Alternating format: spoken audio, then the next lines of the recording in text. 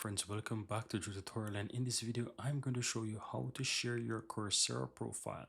So once you're inside Coursera, click your profile on the upper right hand side, then click on profile. Now once you're here guys, you will see on the left hand side you have share my profile, and right above that you will also see it says your profile is currently private.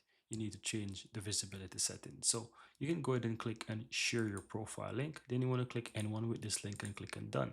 Now once you do that, you will have your link to your profile, and you can simply go ahead and click on copy, and you can share this to anyone, and that's it. You can go ahead and simply click got it, and you can now go ahead and share your Coursera profile. Now if I open up a new link here and simply paste that link here within this search here, within the browser here, you will see that this is my Coursera link, and I can click on that and it will search, and this will now show my Coursera profile. And that's it. Very easy and very simple, guys.